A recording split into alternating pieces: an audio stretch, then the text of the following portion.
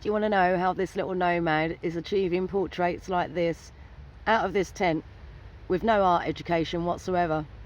Let's have a look, shall we?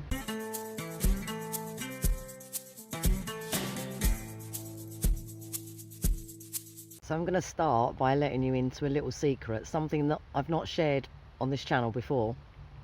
As an artist, or not an artist, I am somewhat disadvantaged in that I have the inability to picture pictures in my head, in my mind. So when you close your eyes and you visualize an apple, as most of you do, I don't see an apple. So I've had to figure out ways to draw where it's not relying on my interpretation. You get me? Because otherwise it comes out a bit weird.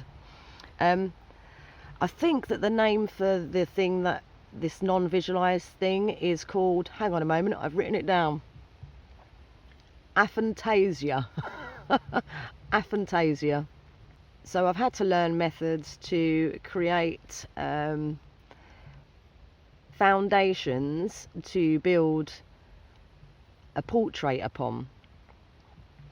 Now, my method, as you'll know, especially as I prefer to do realism rather than expressionism, and I'm sure now that I've just shared this little detail with you, you understand why I don't tend to do much expressionist art. However, I prefer to stick with realism, and I like the challenge of realism. You know, I like to try and see how close I can get my drawing to the actual picture. So let's see where I start. So we have the grid. Now, if you want to know more about this grid, do check out my very first video on where to start with charcoal art. And what I do is I have a like a stencil, if you like, of the grid that I can lay on the paper and mark off round the edges. Then I remove that and I just make my lines where my marks are. Now you can't really see it very well because one of the tricks to it is to try and keep it as light as possible. Like I say, do go and check the first video to find out more about this method. However, I just want to make a quick note here. Someone did mention to me in the comments of one of my videos recently that I seem to be using different paper, and what paper do I use? I always use the same paper. The paper I use, I'll put somewhere here. All I do is I just cut it down to size. So because I generally work with A4 and I want this picture to be slightly smaller, I've made it A5 just by cutting the paper in half. That's all. I should mention, of course, if you're fortunate to have a printer, just print your picture off, draw your grid over the top of the picture that you've printed off, and then you can reapply that grid to your blank piece of paper, and it's easier then to copy it across. Now clearly I don't have a printer. Being in the woods in the tent and being a nomad moving around out of a backpack, I need to make sure that everything's compact. So I work from my phone. Now on the first video I do show you how you can put together the grid in a picture on your phone. So do go and check that out if you're in a similar position to me, or if you just like drawing outdoors or on the move. It's the best alternative I have to not having a printer. So what's my reasoning for the grid? I'm not very good, as I said, with the whole visualizing thing. So the angles and the different styles of shapes that people do, I get some of it in some ways, and I'll explain that further on, but I can't operate like that as an initial drawing. So by doing it this way with a grid, I can focus on my picture square at a time, and when you're doing it per square at a time, you're only focusing on what's going on in that very one square. Your sketch is going to be quite important to how the overall drawing is going to look. So the more perfect you can get that sketch, the better the overall look's going to be, particularly if you're like me trying to achieve the realism look. Okay, so here we have the final sketch. Now obviously it's been done quite light because I don't want it to interfere with the charcoal. Also, you will see what I mean by using this grid really creates the accuracy, especially when you're doing the realism look. And you might notice that I haven't gone too crazy with all of the different furrows, just because rather than follow every single line perfectly, I'm going to give an impression that there are plenty of furrows in the forehead when it comes to putting the charcoal to it. Okay, so as I've mentioned before, with portraits I prefer to start with the eyes.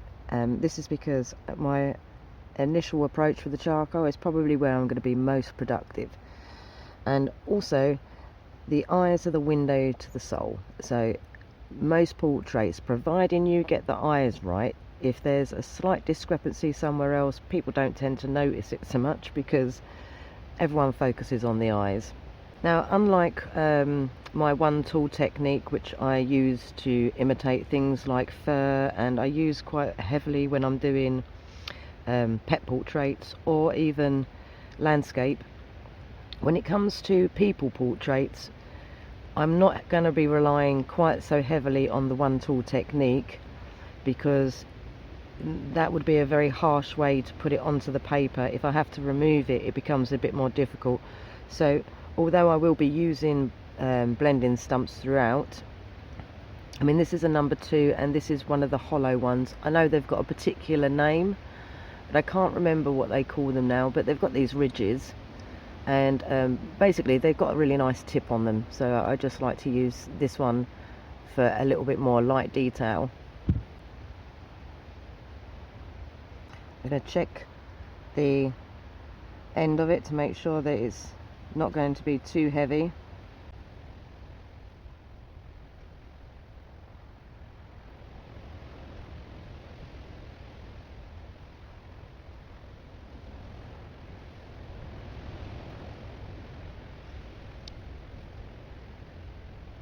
I'm being quite gentle with how I apply the charcoal. I'm sort of dabbing rather than pushing it into the grain, because there's going to be some lifting required, and as you'll see, I'm going in quite light at the moment. This will be a build-up exercise, as I've mentioned before. In order to get a picture to have some real depth, you just keep building.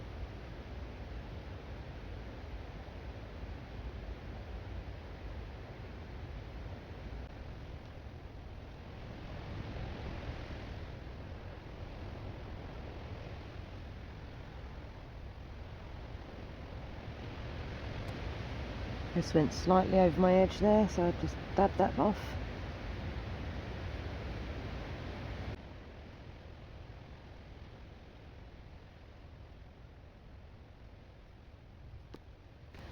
Now I'm just going in for the blend, keep it looking soft.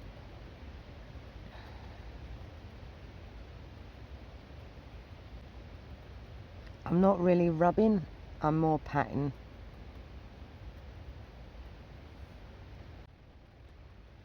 I'm also trying to ensure that the charcoal is somewhat shading into the white, because whites of eyes, they're never really white when a black and white image, they're more of a light grey. Now initially with the blending stump, what I'd done was I used the soft compressed charcoal from the General's pack. I just changed it into a powder and applied it that way. This time I'm using willow charcoal, because it's slightly lighter and it's easier to remove, and I find it a good way to start my shading.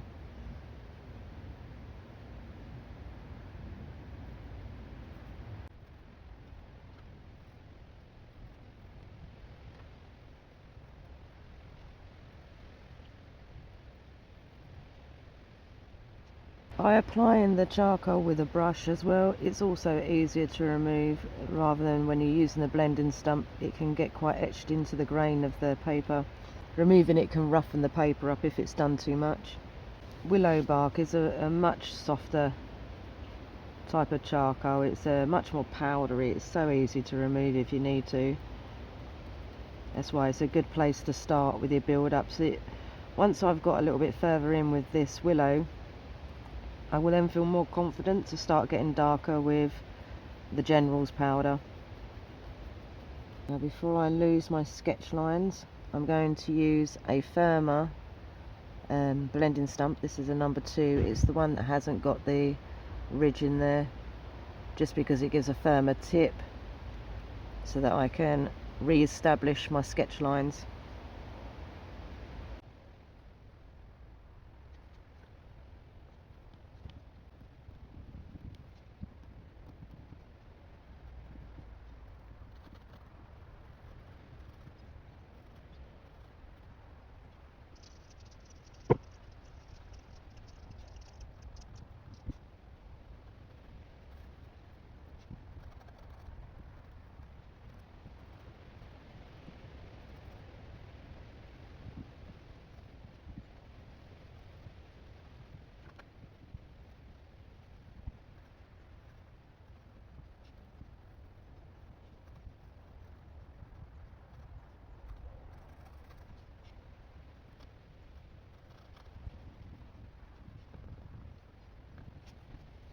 Right, I'm going to go in again to re-establish some darks. This is a blending stump number 3, the firm one. It's the one that I use mostly, so it's absolutely saturated.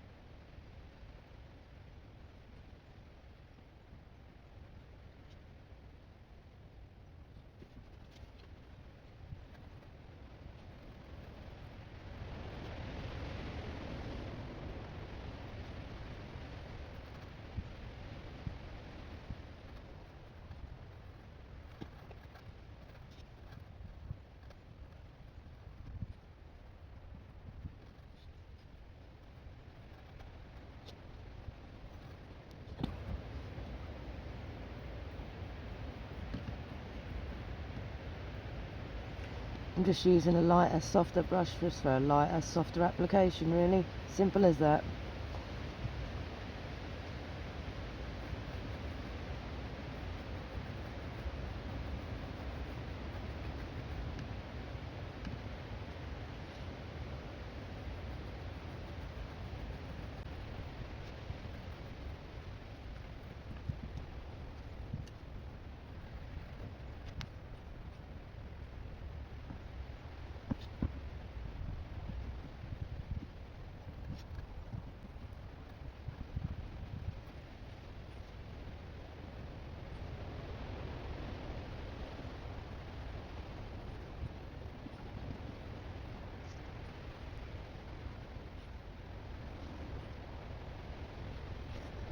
So I'm just using the kneadable eraser to make a nice little point on there.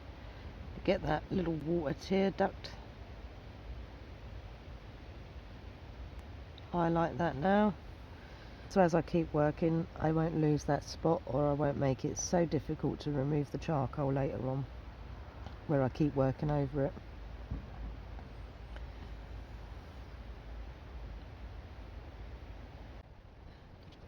Bring out the highlight on the top lid there.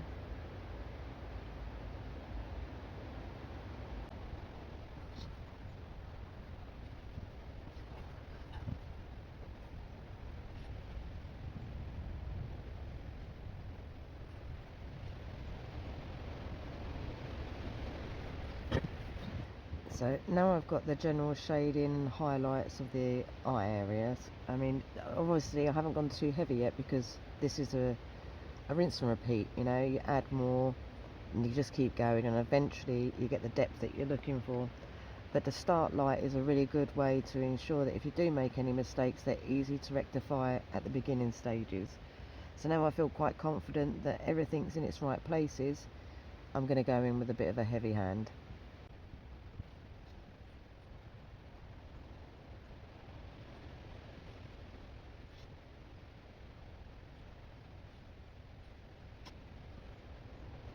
when it comes to making eyes look realistic, when you look at your image, you'll see that under the top eyelid is the cast of a shadow. Sometimes it's really subtle and other times it's quite deep. But if you don't include this cast of shadow, it really does take away from the authenticity of the image. You know, it doesn't quite look, something looks odd. It's almost like the eyes look too proud, like they're sticking out of the head a little bit.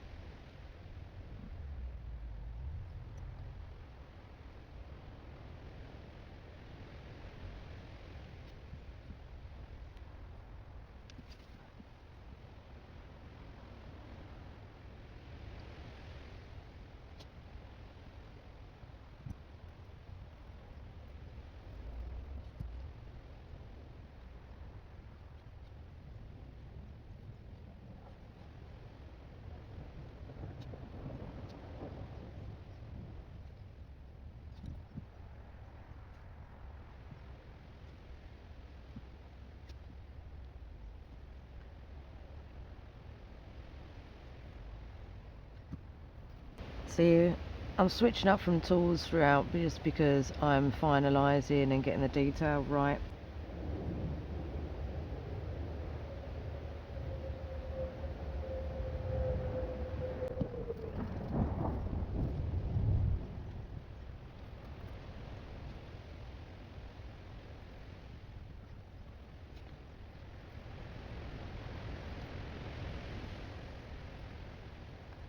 By using the unloaded end of the blending stump, I can either use it to lift heavier applications, a bit like an eraser if you like, but a bit more subtle, or if I want a very light edge, I can also use it for that. For example, you see?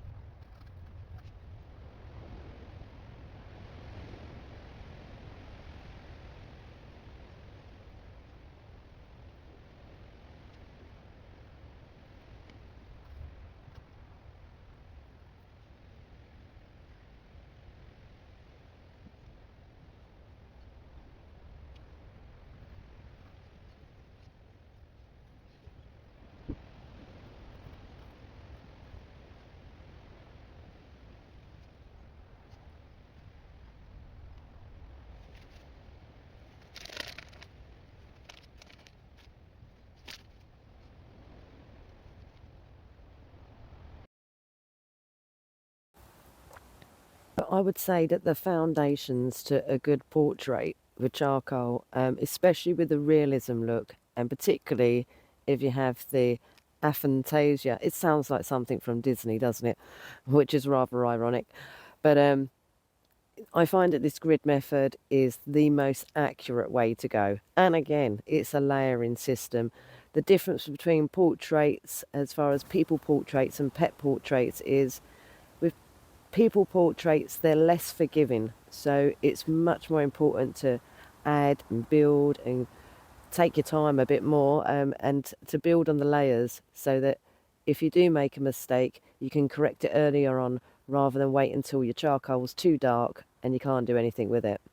Now do join me for the next video where we'll be completing a lot more of this, and do like, subscribe, share me around. I'm brand new, and as you know, I'm trying to branch out. Until next time.